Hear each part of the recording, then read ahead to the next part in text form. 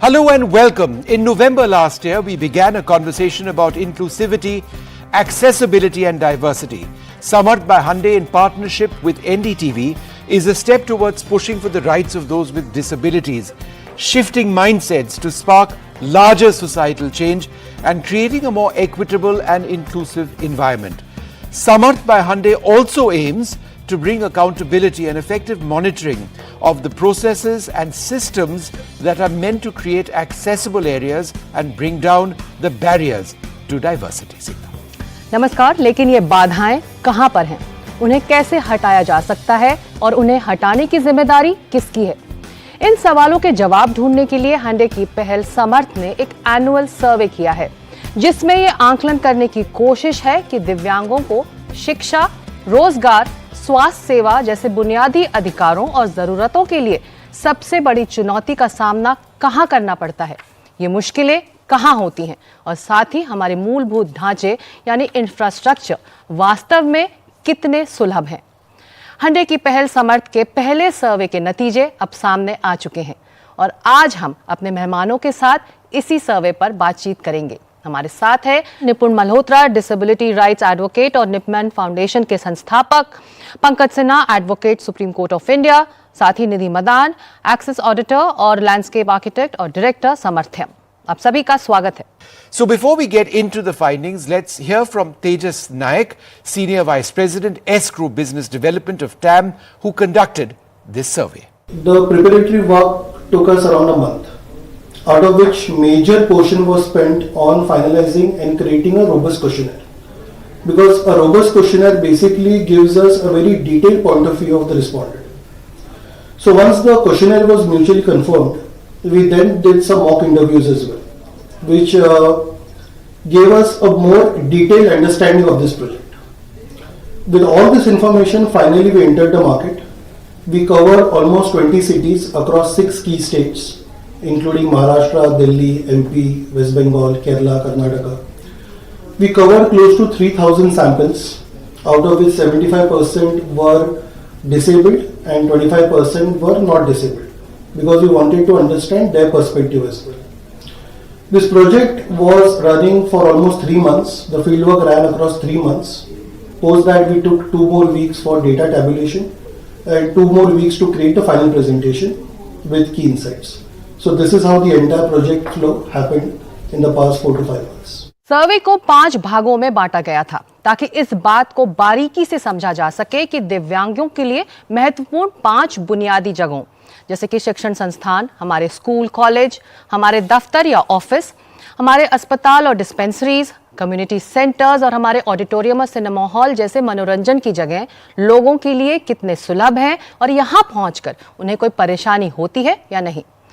साथ ही राजनीतिक भागीदारी और सरकारी मदद, समाज में जागरूकता का स्तर और विष्णु उनकी आर्थिक और जो भावनात्मक सुरक्षा है, जो इमोशनल और फाइनेंशियल वेलबींग, उससे भी जुड़े सवाल पूछे गए थे। Absolutely. So, it is fairly holistic. It's covered a lot of areas. So let's get into the findings of the survey and see where the biggest barriers lie. Not surprisingly, transport has emerged as the most significant challenge for people with disabilities as they go about accessing even the most basic needs. The bar graphs which you'll see on your screen represent responses from those with locomotor disabilities on the left and those with visual disabilities on the right. 91% of survey respondents with locomotor disabilities say transport is a barrier to accessing schools, colleges or places of work. 88% say transport is a barrier in accessing healthcare, and 87% consider it their biggest challenge in getting to recreational facilities.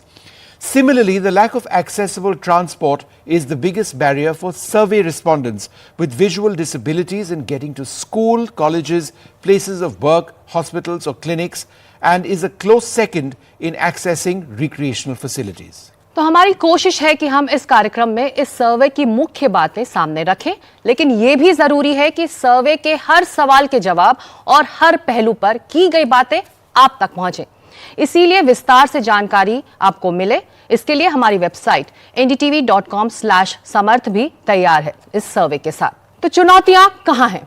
हमारे शिक्षण संस्थानों में, दफ्तरों में, अस्पताल और मनोरंजन की जगहों जैसे कि gyms, mall, cinema halls, park आदि में चुनौती है एक्सेसिबिलिटी की कमी, यानी ये सभी जगह वाकई क्या हमारे दिव्यांगों के लिए सुलभ है या नहीं।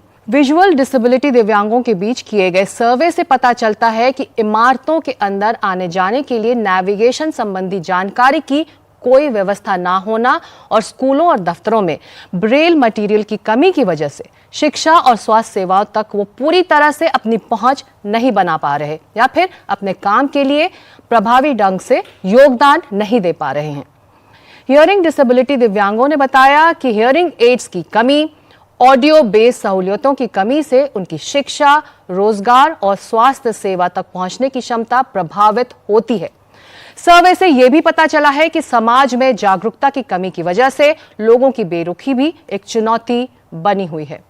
निपुण, ये सर्वे एक सैंपल सर्वे है, कुछ चुनिंदा लोगों से बातचीत कर ये सैंपल सामने आया है, लेकिन इस वक्त एक संदर्भ देने के लिए ज़रूरी है कि हम लोगों को ये बताएं कि जो दिव्यांग हैं उनकी संख्या भारत में कहीं ज़्यादा है, सेंसस को हुए अरसा बीत गया है, तो इस वक्त ये बात होनी ज़रूरी क्यों है और इस वक्त ये सर्वे क्यों ज़रूरी है? मेरे ख्याल से सर्वे बहुत ही ज़रूरी है। इंडिया का जो पिछला सेंसस हुआ था वो 2011 में हुआ था, जिसमें बताया गया था कि 2.21% इंडिया की जो पॉपुलेशन है वो पर्सन्स विद डिसेबिलिटीज़ है।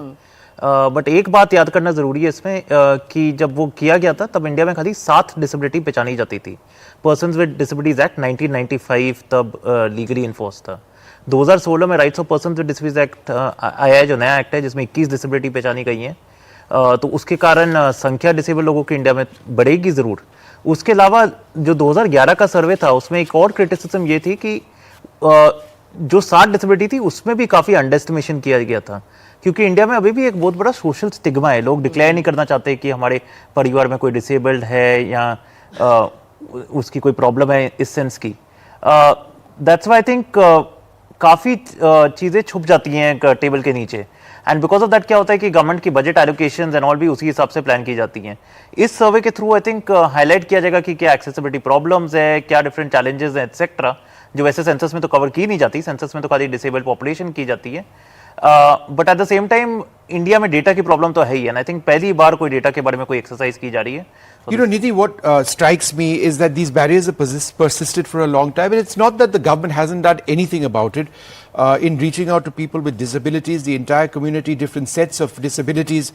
There are various schemes, financial schemes, pension schemes, scholarship schemes, etc., but this is all moot and useless in a sense if you can't get from point A to point B, right? So it just seems that whatever is given by way of pensions or schemes, you know, don't account for the reality on the ground. Absolutely right. And I think a lot of steps have been taken. There has been a lot of policies in place. There have been laws that have been changed.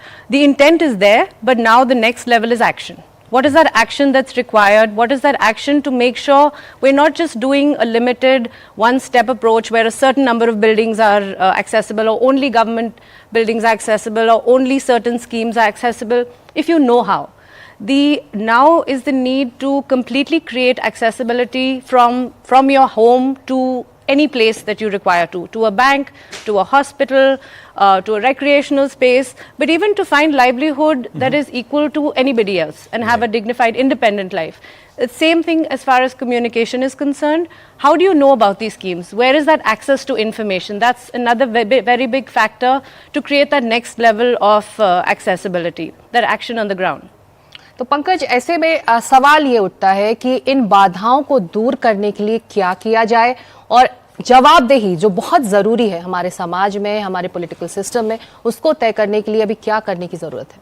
जो आपके सर्वे से निकल के आया है उसके base पे मैं यही बोल सकता हूँ कि एक तो जो एटीट्यूड्स है कि क्यों इतना दिया जाए, उसको बदलने की ज़रूरत है। पर्सन्स विद डिसेबिलिटीज़ को देने की ज़रूरत है, क्योंकि पर्सन्स विद डिसेबिलिटीज़ के साथ ये लोगों को लगता है कि वो एक एक्स्ट्रा बर्डन होगा अगर हम एक्सेसिबिलिटी पे खर्चा करते हैं या अगर हम फैसिलिटीज़ या सर्विसेज देते हैं, तो उसके लिए हमें एक्स्ट्रा एडिशनल एक्सपेंसेस इनकर करना पड़ता है, जो शायद एक गलत अप्रोच है। उस अप्रोच को बदलने की ज़रूरत है। दूसरा कि जो पर्सन्स विद डिसेबिलिटीज़ में चैप्टर 8 है जिसमें ड्यूटीज़ एंड रिस्पॉन्सिबिलिटीज़ डिफाइन की है गवर्नमेंट, अप्रोप्रिएट गवर्नमेंट्स की, तो उन गवर्नमेंट्स को अकाउंटेबल उनकी अकाउंटेबिलिटी फिक्स करनी पड़ेगी कि अगर आप लोग फेल हो रहे हैं तो क्यों हो रहे हैं। और अगर टाइम हो तो मैं एक चीज़ आपको बताऊंगा कि जो हमारी सेंट्रल एडवाइजरी बोर्ड है ऑन डिसेबिलिटी जी, उसमें अगर आप देखेंगे तो उसमें ऐसा कोई भी सेगमेंट नहीं है जिसको कि उसमें छोड़ा गया है। मतलब कोई भी मिनिस्टर हो, लोकसभा के मेंबर्स हों, राज्यसभा के मेंबर्स हों, सबके सबको उसमें इन्होंने इंक्लूड किया है। और वो बहुत, इसके अगर मैं मेंबर्स का ही केवल आपको थोड़ा सा 2 मिनट लेके बता सकूं तो इसमें जो constitution of central advisory board on disability है उसमें बहुत क्लियरली लिखा है कि central government shall by notification constitute a body to be known as the central advisory board on disability to exercise the powers conferred on and to perform the functions assigned to it under this act. The central advisory board shall consist of, and this is very important, the minister in charge of Department of Disability Affairs in the central government, chairperson ex officio. Pankaj जो कह रहे निधि, मैं इसको और आगे बढ़ाऊंगी। मंशा है, intent है, लेकिन जब जमीन पर काम होता दिखाई नहीं देता तो मन करता है कि जवाबदेही तय होनी इस वक्त बहुत जरूरी है। बहुत ज़रूरी है और हमें ये समझना है कि ये पूरी तरह से इस पे एक्शन लेने की ज़रूरत है, कॉम्प्रिहेंसिव अप्रोच, कि ये नहीं अगर इंटेंट है ठीक है, पर उसके बाद जो ग्राउंड पे काम कर रहा है, जो डिज़ाइनर्स है, जो पॉलिसी मेकर्स है, जो डिसीजन मेकर्स है, जो लेबर है साइड पे, जो कॉन्ट्रैक्टर्स है, उनको समझ है कि जो आप कर रहे हैं उसमें आप जगह एक्सेसिबल बना रहे हैं या उसमें बाधाएं डाल रहे हैं। क्योंकि बहुत बार ये होता है बड़े इंटेंशन से बहुत अच्छी चीज़ बनती है पर उसके बाद क्या होता है कुछ और आके, जैसे मैं एक स्ट्रीट्सकेप की बात करूँ, पेमेंट बन जाता है, एक्सेसिबिलिटी बन जाती है, कर्ब रैंप बन जाता है, कोई वहाँ पे एक लाइट पोल लगा लेते हैं, एक्सेसिबिलिटी खत्म, कोई आके पार्क कर देता है, एक्सेसिबिलिटी खत्म। सो हर लेवल पे ये अवेयरनेस इम्पॉर्टेंट है, ये एक्शन इम्पॉर्टेंट है और इन्फोर्समेंट बहुत इम्पॉर्टेंट है कि ना कि इंटेंट हो पर एक्शन रहे, इन्फोर्समेंट रहे, अवेयरनेस रहे और ये कंटिन्यूसली बढ़ता जाएगा, तभी ये मूवमेंट सक्सेसफुल हो। बहुत अहम बात आप कर रही हैं निधि। विष्णु, मंशा होनी चाहिए, इंटेंट होना चाहिए, लेकिन उसके बाद आगे बढ़कर उसको इम्प्लीमेंट करना चाहिए, उसके बाद जवाबदेही भी और जागरूकता की बात निधि कर रही है। तो वक्त एक छोटे से ब्रेक का, हम लौट रहे हैं इस खास पहल की चर्चा में। Samarth by Hyundai in partnership with NDTV is an initiative that seeks to promote inclusivity. And as we mentioned, the goal is to change perceptions, enhance the quality of life for people with disabilities. We'll take a short break now. We'll be right back.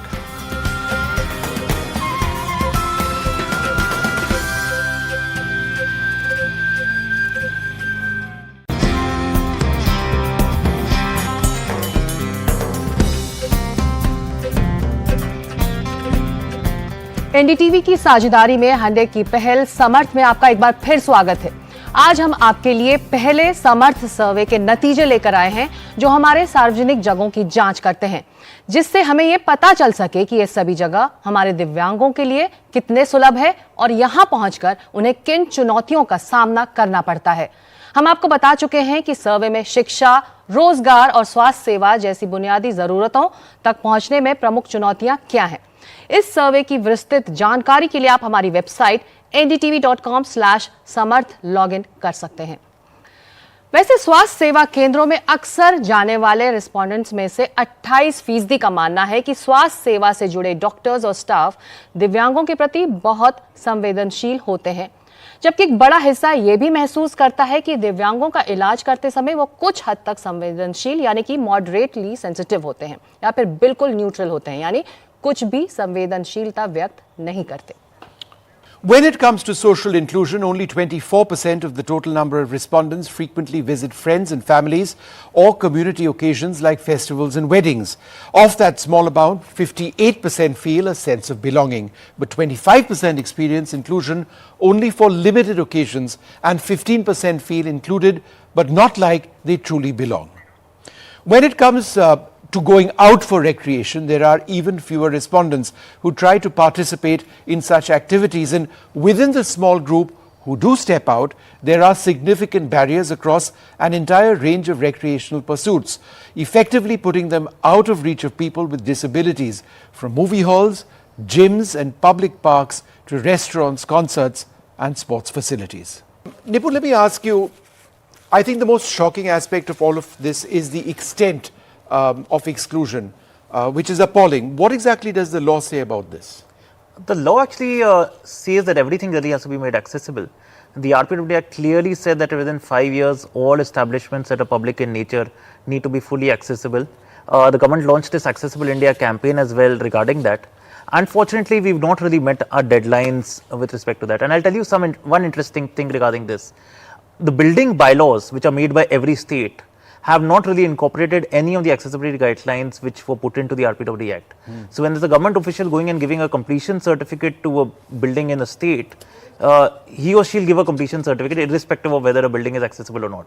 But tomorrow a person with a disability can go and sue that building because it's violating the RPWD Act. So the laws are not in harmony in that sense for persons with disabilities, and I think that is something which really needs to change. जी, अब Pankaj, inclusion जो है वो कानून से कहीं ज़्यादा बढ़कर जागरूकता का मामला है. ऐसे में आपको लगता है कि बदलाव हुआ है भारतीय समाज में? बदलाव तो ज़रूर हुआ है. लोगों के दृष्टिकोण बदले हैं, लोगों की समझ बदली है, लेकिन जब उसको धरातल पे लाने की बात होती है कि सुविधाएं दी जाएं, वहाँ पे कहीं ना कहीं आप देखेंगे, चाहे उसमें प्राइवेट प्लेयर्स हों चाहे गवर्नमेंट बॉडीज़ हों, वो फैसिलिटीज़ या सर्विसेज जब वो नॉन डिसेबल्ड के लिए प्लान करती हैं, तो उसमें वो पर्सन्स विद डिसेबिलिटीज़ का जो प्रॉब्लम है या जो रिक्वायरमेंट है वो कहीं ना कहीं उसमें मिसिंग रहता है. तो वो एक बड़ा फैक्टर रहता है. लेकिन हाँ, अगर आप लोगों के नज़रिए में देखेंगे तो बहुत फ़र्क आया है. और आज आप देखेंगे पर्सन्स विद डिसेबिलिटीज़ भले ही कम परसेंट में इधर उधर दिखते हों, लेकिन एम्प्लॉयमेंट में, एजुकेशन में, हर जगह आप देखेंगे कि पर्सन्स विद डिसेबिलिटीज़ का except the political arena representation है. Well, talking about the law, the respondents were asked how aware they were of legal protections and the rights for people with disabilities in India. 60% have said that they are aware but not fully informed. So there is a significant need to create comprehensive awareness among people with disabilities as to what their rights are and how they can get legal protection. Pankaj, why don't I come to you? Is that part of the problem that people with disabilities are not fully aware of their rights? We talk about disability rights on this program, but people who are impacted are often not fully aware. We actually need to spread awareness. We actually need to do capacity building trainings so that persons with disabilities can exercise their rights fully. जी, Nidhi, Just to add to what Pankaj said, I think it's time in schools all this is taught. For example, we have sex education in schools today, we have environmental education in schools today. Why is disability not covered at all when it's such a huge population in the country? And I think that will do two things. One, people with disabilities who are in schools will be more aware about their rights, but their fellow classmates will be more aware about the duties towards persons with disabilities as well. So we need to pick them young and we need to sensitize the country. Nipun, you were making an important point with regard to schools and the importance of telling or teaching young minds about the rights of those who are disabled, and also telling disabled students what their own rights are. What I wanted to tell you is that we've been trying to activate these thoughts in schools across the country. We call it our school activation process as part of this particular campaign. We've actually got Samarth inclusivity ambassadors among children in schools who are spreading this message, right, for themselves and for those students with disabilities. I just thought I'd sort of let our viewers and all of you know about that. Oh, that's fantastic. I promise I did not say that just to peg your thing in. निधि, जब अधिकारों की बात होती है, हम दूसरे देशों के बेस्ट प्रैक्टिसेस से इस वक्त हम क्या सीख सकते हैं? दूसरे देशों में काफ़ी advanced decision making, policy making, implementation हो चुका है बहुत देशों में. बहुत जो केस स्टडीज़ हैं वो इंक्लूडेड हैं, जो हार्मोनाइज्ड गाइडलाइंस में हैं, जो बाय लॉज में एड्रेस किए हुए हैं. एक चीज़ हमें माइंडफुल रहना है कि इंडिया बहुत different है in terms of variations across the country, in terms of regional differences, in terms of language, in terms of numbers, in terms of even comprehension कि ground पे हम बैठते कैसे हैं, हम use कैसे करते हैं space, हर चीज़ में हमें इसको इंडियनाइज करने की ज़रूरत है. तो where is best practices are very important और काफ़ी टेक्नोलॉजिकली एडवांस्ड है. हमें I think we need to start from the basics instead of saying कि हमें एक बेस्ट प्रैक्टिस पकड़ना है. हमें बेसिकली अक्रॉस द बोर्ड हर शहर, हर सिटी, हर गांव में एक level of basic accessibility provide करनी है जहां पे इतनी क्लैरिटी हो, इतनी लेजिबिलिटी हो कि सब समझे कि ये एक्सेसिबल फीचर है, ये हमें प्रोटेक्ट करना है, ये सबके लिए एक्सेसिबल है. तब हम आगे बढ़ सकते हैं. बट ये बहुत इंपॉर्टेंट है कि जो भी प्रोवाइड करे वो equal accessible across the board होना चाहिए. तो सर्वेक्षण में भाग लेने वाले दिव्यांगों से ये भी पूछा गया कि क्या उन्हें टेक्नोलॉजी तक पहुंचने या उसके उपयोग करने में चुनौतियों का सामना करना पड़ता है या नहीं. सामूहिक रूप से उत्तर देने वाले 70% लोगों ने कहा कि उन्हें या तो काफी हद तक या कुछ हद तक चुनौतियों का सामना करना ही पड़ता है. तो निधि, सवाल यही है कि तकनीक का जब मामला आता है तो ये जुड़ता है आपकी शिक्षा से, रोजगार से, तो इसका एक आर्थिक प्रभाव भी है दिव्यांगों पर. बिल्कुल, ये बहुत इंपॉर्टेंट है हर लेवल पे, क्योंकि पॉलिसी तो एक जगह है बट उसको अब इम्प्लीमेंट कैसे करें, ये ट्रेनिंग कैसे करें गवर्नमेंट ऑफिशियल्स को, इंजीनियर्स को, आर्किटेक्ट्स को, प्लानर्स को, कि ये इनकॉर्पोरेट कैसे करें, कैसे हम एनजीओज, डिसेबिलिटी राइट्स एक्टिविस्ट को इंक्लूड करें इस, क्योंकि जो ये एक्सपीरियंशियल लर्निंग है वो डिज़ाइन से नहीं आ सकता, वो एक्सपीरियंस से आ सकता है. हर डिसेबिलिटी अलग है, ये कैसे इंक्लूड करेंगे ग्राउंड लेवल पे, स्किलिंग में, हर लेवल पे. इसमें बजट एलोकेशन इम्पॉर्टेंट है, बहुत इम्पॉर्टेंट है इनफैक्ट. और कंटिन्यूइंग, जैसे आप पहले पूछ रहे थे about other countries and technology, next level पे इसी आर्थिक सुविधा के साथ हम आगे बढ़ सकते हैं, इसको ज़्यादा इनोवेशन कर सकते हैं. Disability rights advocates have consistently raised the issue of greater political participation of people with disabilities as a true means towards empowerment. And the respondents agree with that. A combined 66% have felt that political parties should reserve a certain percentage of seats specifically for candidates with disabilities in various elections. That participation in the political process is highest when it comes to voting. A massive 92% have been voting or plan to vote in any upcoming election, indicating a strong commitment to electoral participation. So let me come across to you, Nipun, on this. How important is that particular point when it comes to people participating in the electoral process? I think this is something which is extremely important. Something that I've been trying to say for a long time to all political parties is that it is shocking that not a single political party in India today has a disability cell. We have cells for women, we have cells for all kinds of minorities, but disability is really not being looked at as a vote bank amongst parties at the moment. And I think that is something which is extremely unfortunate. What was heartening in the 2024 Lok Sabha elections is that even the Election Commission acknowledged that persons with disabilities are a huge proportion of people who are going to vote. And in fact, I think NDTV also did a campaign where they were looking at... But they've also done a lot of work, haven't they, in raising or improving accessibility in places in terms of infrastructure where, you know, elections are taking place, voting booths, has enough been done? I think it's never perfect. I mean, you can always improve, but I think things have significantly improved. My own election booth where I was voting did not have a ramp last time, and I had to be lifted up 3 steps, and this time there was a ramp. I was surprised to see that. So yes. I'm a living example of the beneficiary of the Election Commission in that sense. But I think across political parties, this time there was some slight noise. Political parties acknowledged people with disabilities in the manifestos. They spoke 1 or 2 lines about it. There was only one candidate with a disability across political parties, Devendra Jajaria who contested from Churu under a BJP ticket, and he unfortunately lost.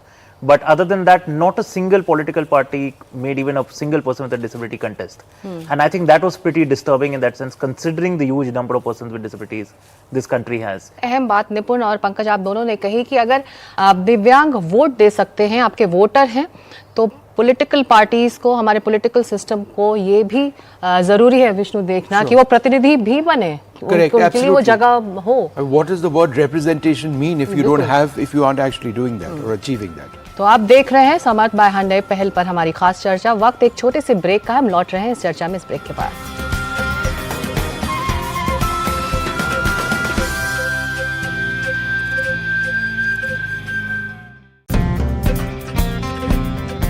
Well, what we thought we'd do at this stage is just remind our viewers that this program isn't, Sikta, just a talk shop. We are discussing ideas, but we are going to act on them. And that's, I think, what makes this different. In fact, with chief ministers and the government as well, all of these ideas and points of action will be taken to them with a very basic message. Please act, right? What we can also do at this stage is go through some of the key action points. And all of our panelists have action points. So before I come across to Nipun, I'm just going to quickly summarize the points that he's mentioned. Number one, accessibility in all physical, digital and transport infrastructure. That's his big focus. Access to quality healthcare, including insurance, political representation at all levels of governance, transparency and efficiency in disability certification, and making disabilities a priority, or making disability a priority in the budget making process. And also one more, increasing awareness about the rights of people within the Disabilities Act. So let me ask you a question on this. You mentioned insurance, and that's not something which we've discussed at length. When one talks about insurance and equity and insurance policies, which affect all of us, it doesn't matter whether you are disabled or not, how crucial is it that those with disabilities are adequately represented? I think this is something which is extremely important. I myself do not have an health insurance today because I've applied to multiple private health insurance companies and I've been denied health insurance. But Pankaj, is this not legal, illegal completely? This is illegal, yeah. On any part of our constitution, the right to equality is fundamental, right? See, actually IRDA is supposed to regulate it. But unfortunately, the roles which IRDA is supposed to play has completely been abdicated. So, when persons with disabilities have to be given insurance, they have to be given. But just so that we understand, and Nipun, let me come back to you on this, are there not health providers or insurance providers in India who actually do provide proper insurance for those with disabilities, or do they choose on the basis of the disability? So over the last decade, there's been a lot of litigation around insurance and disability. There's a famous Saurabh Shukla case that happened in the Delhi High Court as well, after which a certain category of disabilities was opened up for insurance. My disability is a congenital disability, which is a disability I was born with. Insurance companies are still discriminating against my particular category, and ironically today my wheelchair has an insurance but I don't have an insurance, and my case is pending in the Delhi High Court. That's shocking. बिल्कुल, That's absolutely shocking. तो इसीलिए ज़रूरी है विष्णु, जो आज हम यहाँ studio में बैठकर ये चर्चा कर रहे हैं, हम मौजूद जानकार जो अपने 5 बिंदु, जो मुख्य बिंदु हैं, जो जिस पर ज़मीन पर काम होना ज़रूरी है, उसकी चर्चा कर रहे हैं. तो अब बारी पंकज सिन्हा की है. इनके 5 पॉइंट्स, मेन पॉइंट, जैसा कि निपुण ने कहा, इनके क्या हैं? पंकज जी को क्या क्या वो चाहिए जिस पर काम हो, कार्रवाई तुरंत हो? All public places to be made accessible, यानी कि सार्वजनिक जगह सुलभ बनाए जाए. Health insurance at affordable rates, health insurance के रेट्स अफोर्डेबल हों.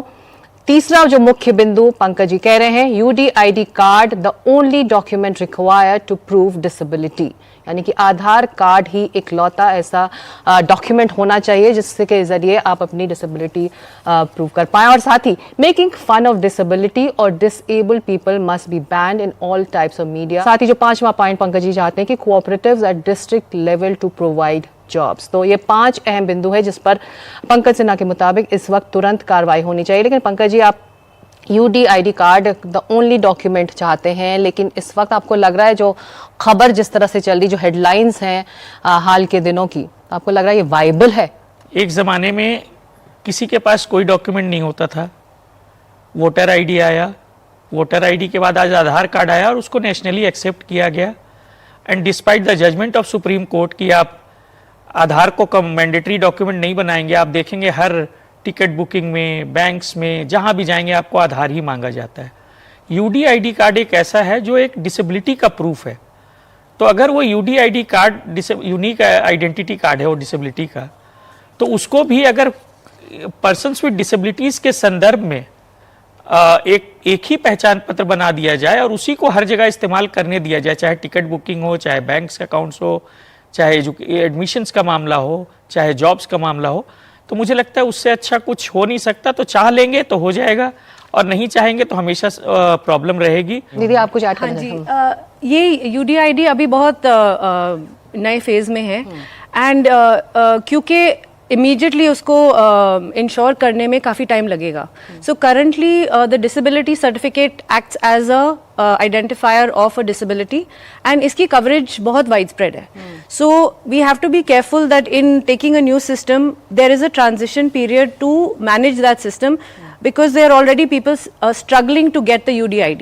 It's taking a lot of effort, it's taking a lot of work, and in the absence of which they're missing out on benefits. So we have to be careful that does not become an issue. आगे बढ़ने से पहले निपुण एक छोटा सा सवाल, हाल के दिनों में मीडिया में, सोशल मीडिया में जो पोर्ट्रेल्स हुए हैं दिव्यांगों के, उसको लेकर भी आप कोर्ट पहुंचे थे और आपने वो मामला जीता भी है, आपके हक में आया वो फैसला.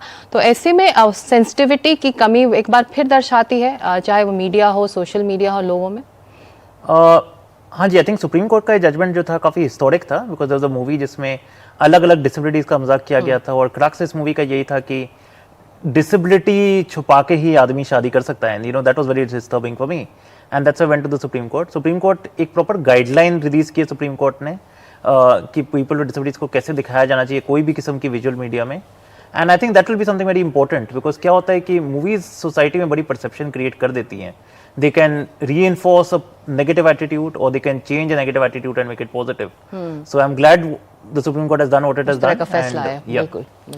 So what we can do now is look at Nidhi's top 5 points, and that once we're done with that, get a quick reaction from her. So Nidhi says there needs to be there must be an insurance of a complete trip chain accessibility to and from transportation, education, health, leisure and livelihood infrastructure. Capacity building for designers, policy makers, implementation and management agencies, second point that she talks about. Mass awareness campaigns for the public for behavioral change, right? That's what this is all about. Partner with private sector to create opportunities for education, skilling, employment and inclusion, and create a framework for social security, including access to resources, insurance, healthcare and caregiver support. तो निधि, capacity building designers की, policy makers की और policy की कैसे साथ साथ चल सकती है? ये बहुत इंपॉर्टेंट है. मैं एक लैंडस्केप आर्किटेक्ट हूँ और मैं बता सकती हूँ आपको, ऑन द ग्राउंड जो भी पॉलिसी है, जो भी डिज़ाइन ड्राइंग जाती है साइट पे, वो बहुत चेंज हो जाता है जब साइट पे पहुंच जाता है, क्योंकि वो अंडरस्टैंडिंग नहीं है हम अचीव करने की क्या कोशिश कर रहे हैं. डिज़ाइन बन जाता है, कुछ इम्प्लीमेंटेशन बन जाता है, बट जो चीज़ें बाधाएं बनती है उसकी अंडरस्टैंडिंग नहीं है. सो इसमें ये बहुत इम्पॉर्टेंट है कि हर जने जो इम्प्लीमेंटेशन, जो मेंटेनेंस भी कर रहे हैं, वो बहुत इम्पॉर्टेंट है. और इस पूरे प्रोसेस में अकाउंटेबिलिटी इम्पॉर्टेंट है. अभी वो कम्प्लीटली मिसिंग है. डिज़ाइन है, ड्राइंग में है, हाँ हमने एक्सेसिबल फीचर्स देने हैं, बट ये अकाउंटेबिलिटी की ये पूरी ट्रिप चेन एक्सेसिबल सबके हाथों में है. Not only the designer, also the implementer, also the contractor, also the maintenance agency, also the user, which is why behavioral change is also important. Coming up after the break, our final list of key asks. तो कहीं मत जाइए, हम लौट रहे हैं इस छोटे से ब्रेक के बाद.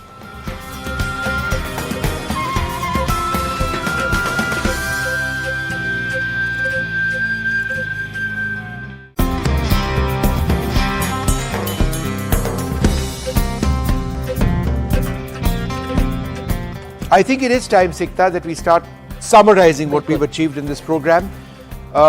So the first area that everyone is in agreement about is it's about infrastructure, making all manner of infrastructure, physical and digital, accessible. Digital infrastructure, what needs to be done there? In terms of communication, because a lot of access to information for persons with all kinds of disabilities, not just locomotor, hearing impaired, visual impairment and other disabilities, communication and our phones today, our access to the internet gives us a lot of opportunity to connect, and that is something that we have to look at as a great tool. That's what we have to look at as the technology that is going to connect us, empower people with disabilities, and create opportunity, and also increase their role in the mainstream.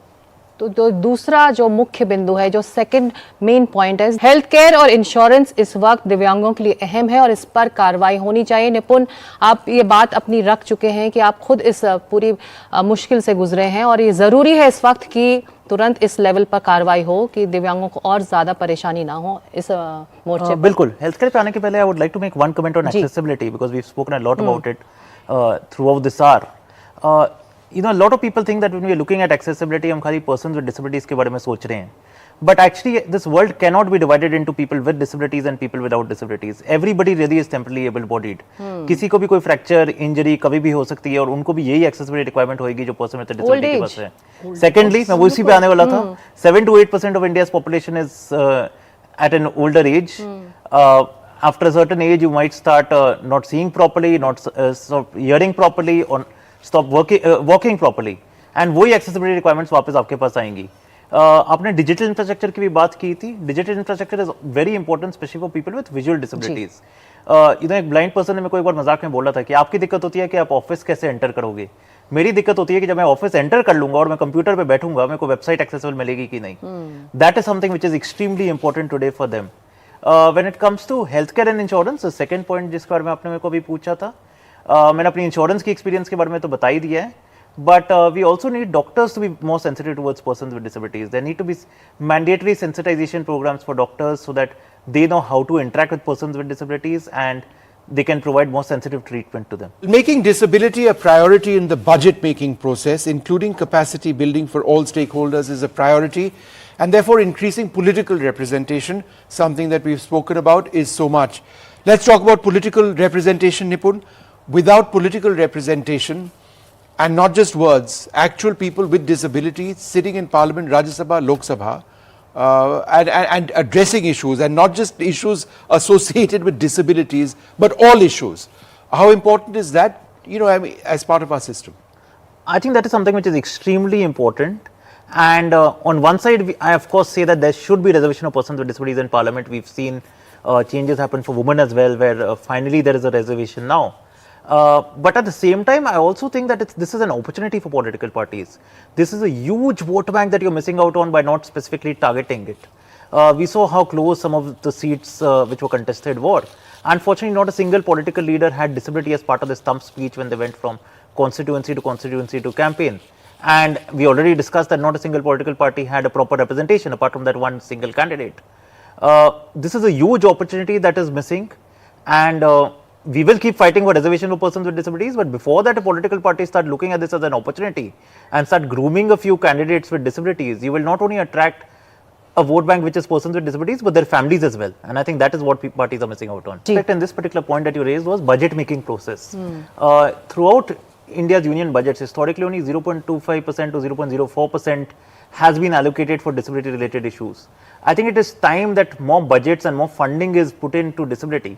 Because disability is an intersectional issue as well. It's not just one department of disability affairs that can solve all problems. You need disability funding in education, you need it in health, you need it in housing, you need it at the center, you need it at the state. And I think that is another point that I wanted to highlight along with political representation, and I hope that leads to some change as well. और इसी बदलाव की तरफ हम बढ़ रहे हैं, इसलिए ज़रूरी है कि ये चार्टर जो 5 मुख्य बिंदुओं का है वो सरकार तक पहुंचे. तो जो चौथा मुख्य बिंदु है, partner with private sector to create opportunities and district level and cooperatives to provide jobs for education, skilling, employment and inclusion.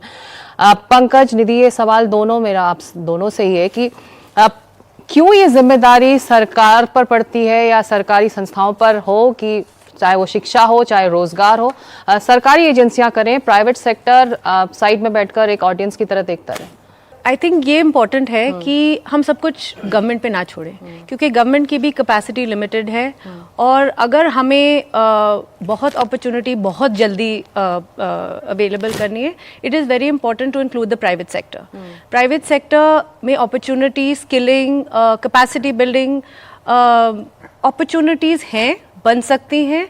Already there are private sector companies that are skilling persons with disabilities for different skills, and ये scale up बहुत जल्दी हो सकता है. जैसे आप industry include करेंगे, उसमें आपकी capacity, उसमें आपकी funding, उसमें आपकी technology, उसमें आपकी innovation increase होगी, उसमें आपकी also visibility of the interventions become clearer, because that is not possible in the government. Government is spread very thin. So that to expand at scale very fast, we need the private sector. ये हिचक private sector में क्यों है? इसमें three fold submissions होंगे मेरे. एक तो ये कि प्राइवेटाइजेशन बहुत तेजी से हो रहा है. तो आप देखेंगे कि जितनी गवर्नमेंट डिपार्टमेंट्स, एजेंसीज हैं, वो भी ग्रेजुअली प्राइवेटाइज हो रहे हैं. और मुझे लगता है अगर कोई एक इंस्टीट्यूशन जो शायद प्राइवेटाइज नहीं होगा वो जुडिशरी होगी, अदरवाइज मुझे लगता है ग्रेजुअली सारे के सारे प्राइवेटाइज हो जाएंगे।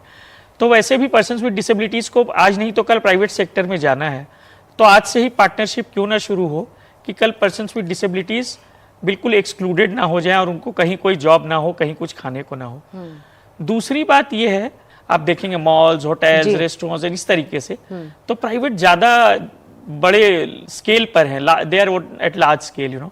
सो those things also we have to see कि प्राइवेट में ही पर्सन्स विद डिसेबिलिटीज़ को आप ज़्यादा से ज़्यादा अकोमोडेट कर सकते हैं। हालांकि ये 3-4% जो रिजर्वेशन है वो भी पूरी तरह इंप्लीमेंट नहीं हुआ है, वो दूसरी बात है। प्राइवेट में क्यों इतनी हेजिटेशन है या रिलक्टेंट है प्राइवेट इनको लेने में, उसका रीज़न बहुत सिंपल है, जो मैंने शुरू में ही बोला था कि प्राइवेट को भी यही लगता है कि हमें एडिशनल एक्सपेंसेस इनकर करना होगा। उन्हें ये लगता है कि जो एक होता है प्रिजम्पशन ऑफ इनकॉम्पिटेंस, उनको लगता है कि पर्सन्स विद डिसेबिलिटीज़ का जो कैपेसिटी होगा वो बहुत रिड्यूस्ड होगा, वो उस तरीके से हमें काम नहीं दे पाएंगे। और तीसरी जो सबसे इंपॉर्टेंट है कि प्राइवेट सेक्टर में किसी आदमी को उसकी जो जॉब या रिस्पॉन्सिबिलिटी होती है उससे ज़्यादा काम दिए जाते हैं। हालांकि वो एडिशनल चार्जेस गवर्नमेंट में भी दिए जाते हैं, लेकिन इसमें कई ऐसे और भी काम कराए जाते हैं जो शायद वो पर्सन्स विद डिसेबिलिटीज से नहीं ले पाएंगे। और लास्ट जो होगा वो ये कि उनको लगता है कि पर्सन्स विद डिसेबिलिटीज़ को हमने अगर आज ले लिया तो कल उनके साथ अगर कोई ट्रेजेडी हो गई तो उसका जो हमें डैमेजेस या कंपनसेशन देना होगा वो भी शायद एक बहुत बड़ा रिस्क मान लेते हैं, बिना ये समझे कि पर्सन्स विद डिसेबिलिटीज भी उतने ही अकाउंटेबल होंगे, उतने ही समझदार होंगे, वो भी अपनी रिस्पॉन्सिबिलिटी को समझेंगे। Can I come? Just half a sec, I need to go on to our last point over here, the fifth point, mass awareness campaigns for the public and increasing awareness about the rights of people with disabilities, with the Disabilities Act in fact, why the goal being to ensure that there is behavioral change. So, in fact, would you like to take this, the fifth point that we are talking about, mass awareness campaigns for behavioral change of the general public? Absolutely, and I think these mass awareness campaigns are important not just on the Rights of Persons with Disabilities Act 2016, but on disability in general. Just like I was listening to my fellow panelists here talking about the private sector, we actually need to change the perception, in my opinion, when it comes to the private sector as well. I disagree with them slightly. I think we need to show to the private sector that there is a business case for hiring persons with disabilities rather than looking at persons with disabilities just as a charity.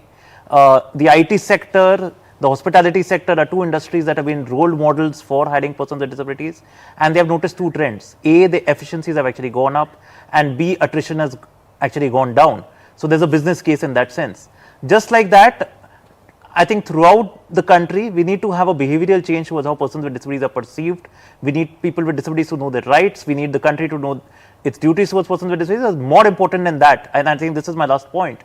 We need people to realize that people with disabilities can be an economic contributor to the country as well. And if India really wants to become an economic superpower, we cannot really leave behind the at least 7 to 8%, if not more, which is a percentage of the population that the disabled are.